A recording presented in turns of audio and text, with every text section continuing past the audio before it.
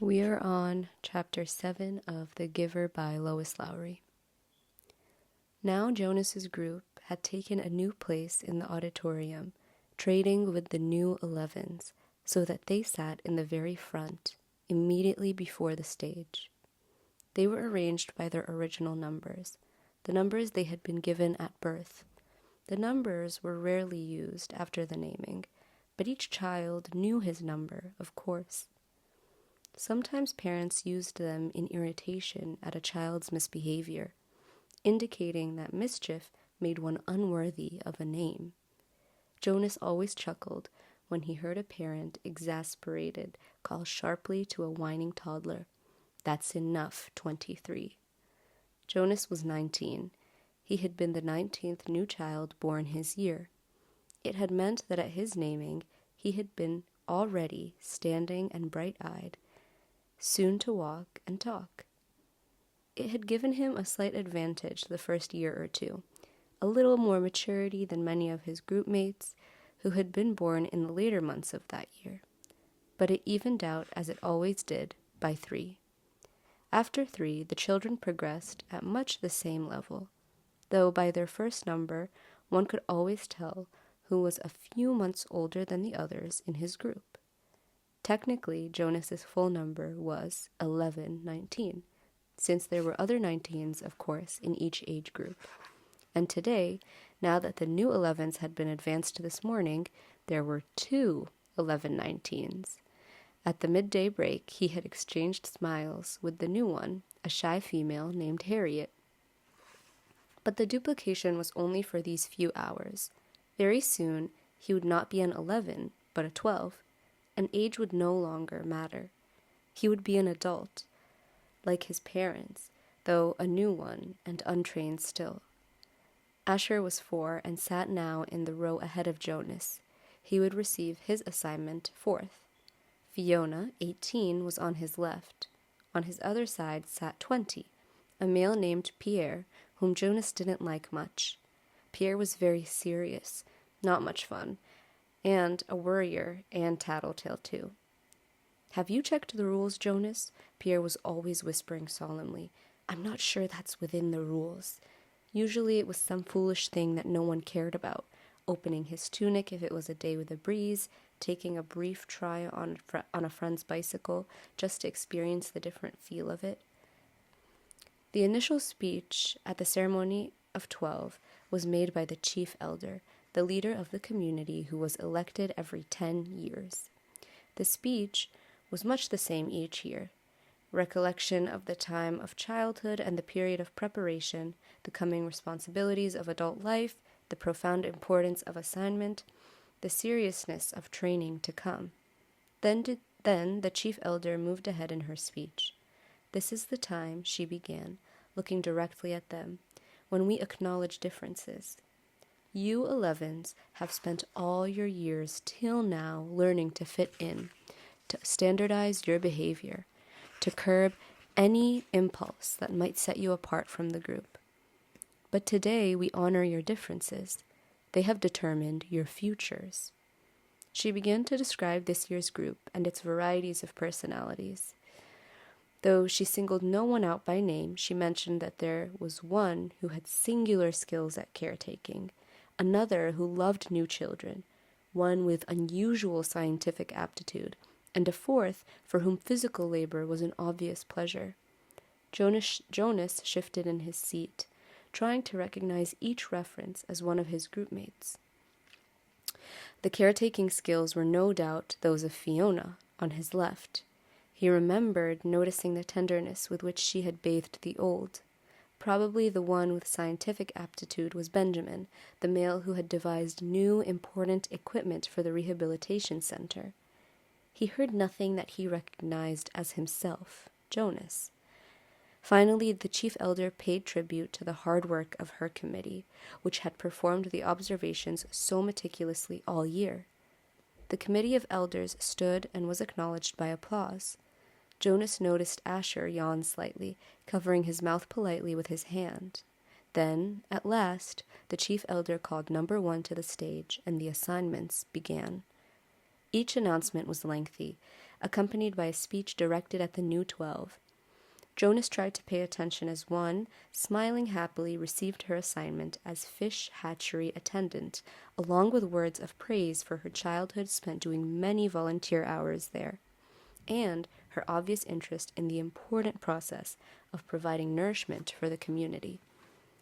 Number 1, her name was Madeline, returned finally amidst applause to her seat, wearing the new badge that designated her fish hatchery attendant.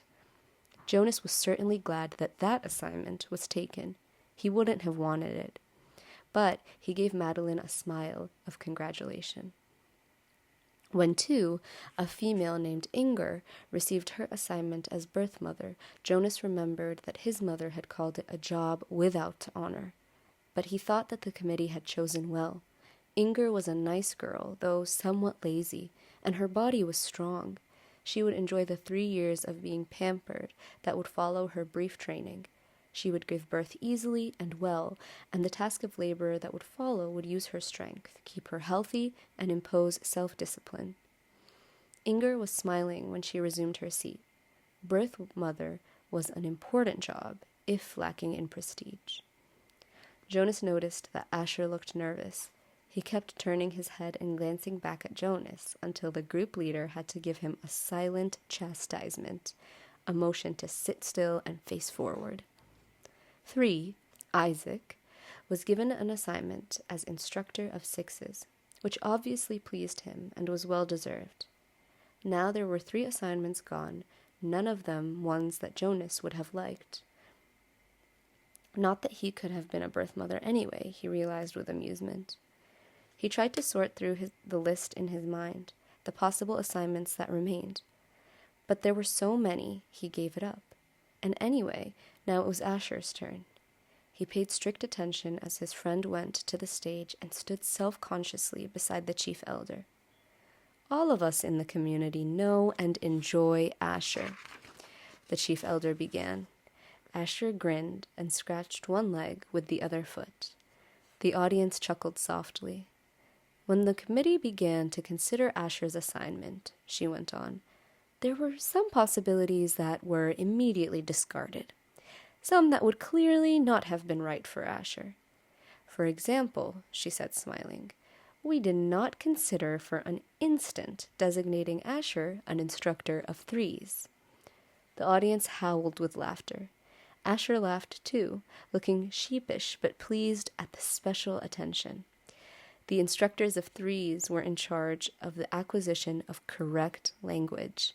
In fact, the chief elder continued, chuckling a little herself, we even gave a little thought to some retroactive chastisement for the one who had been Asher's instructor of 3s so long ago. At the meeting where Asher was discussed, we retold many of the stories that we all remembered from his days of language acquisition.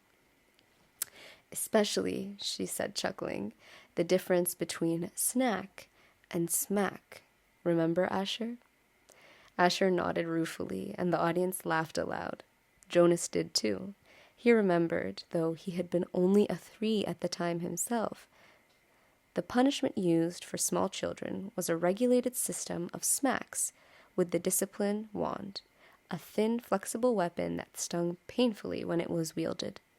The child care specialists were trained very carefully in the discipline methods. A quick smack across the hands for a bit of minor misbehavior. 3 sharper smacks on the bare legs for a second offense. Poor Asher, who always talked too fast and mixed up words even as a toddler.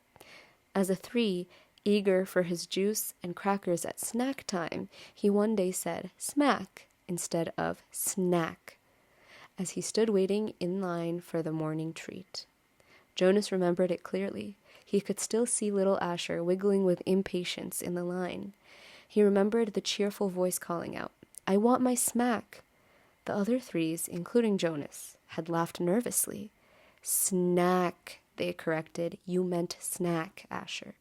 But the mistake had been made, and precision of language was one of the most important tasks of small children.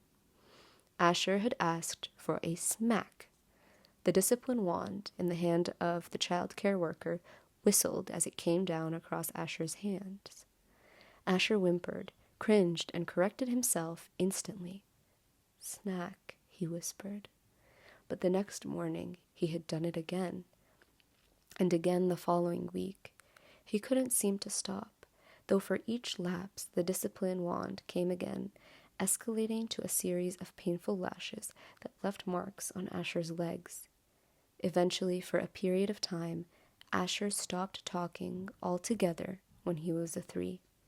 For a while, the chief elder said, relating the story, "We had a silent Asher, but he learned." She turned to him with a smile. When he began to talk again, it was with greater precision, and now his lapses are very few. His corrections and apologies are very prompt, and his good humor is unfailing. The audience murmured in agreement. Asher's cheerful disposition was well known throughout the community. "Asher," she lifted her voice to make the official announcement, "we have given you the assignment of Assistant Director of Recreation." She clipped on his new badge as he stood beside her, beaming. Then he turned and left the stage as the audience cheered. When he had taken his seat again, the chief elder looked down at him and said the words that she had said now 4 times and would say to each new 12. Somehow she gave it special meaning for each of them. "Asher," she said, "thank you for your childhood." The assignments continued, and Jonas watched and listened, relieved now by the wonderful assignment his best friend had been given. But he was more and more apprehensive as his own approached.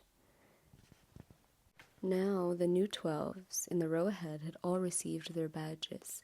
They were fingering them as they sat, and Jonas knew that each one was thinking about the training that lay ahead.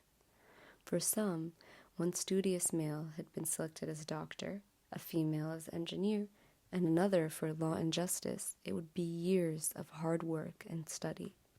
Others, like laborers and birth mothers, would have a much shorter training period. 18, Fiona, on his left, was called. Jonas knew she must be nervous, but Fiona was a calm female. She had been sitting quietly, serenely throughout the ceremony. Even the applause, though enthusiastic, seemed serene. When Fiona was given the important assignment of caretaker of the old, it was perfect for such a sensitive, gentle girl, and her smile was satisfied and pleased when she took her seat beside him again. Jonas prepared himself to walk to the stage when the applause ended, and the chief elder picked up the next folder and looked down to the group to call forward the next new 12. He was calm now that his turn had come. He took a deep breath and smoothed his hair with his hand. 20, he heard her voice say clearly. "Pierre." She skipped me, Jonas thought, stunned. Had he heard wrong? No. There was a sudden hush in the crowd, and he knew that the entire community realized that the chief elder had moved from 18 to 20, leaving a gap. On his right, Pierre, with a startled look, rose from his seat and moved to the stage. A mistake. She made a mistake. But Jonas knew, even as he had thought, that she hadn't. The chief elder made no mistakes, not at the ceremony of 12. He felt dizzy and couldn't focus his attention. He didn't hear what assignment Pierre received, and was only dimly aware of the applause as the boy returned, wearing his new badge. Then 21, 22, the numbers continued in order. Jonas sat dazed as they moved into the 30s and then the 40s, nearing the end. Each time, at each announcement, his heart jumped for a moment, and he thought wild thoughts. Perhaps now she would call his name. Could he have forgotten his own number? No, he had always been 19. He was sitting in the seat marked 19, but she had skipped him. He saw the others in his group glance at him, embarrassed, and then avert their eyes quickly. He saw a worried look on the face of his group leader. He hunched his shoulders and tried to make himself smaller in the seat. He wanted to disappear, to fade away, not to exist. He didn't dare to turn and find his parents in the crowd. He couldn't bear to see their faces darkened with shame. Jonas bowed his head and searched through his mind. What had he done wrong?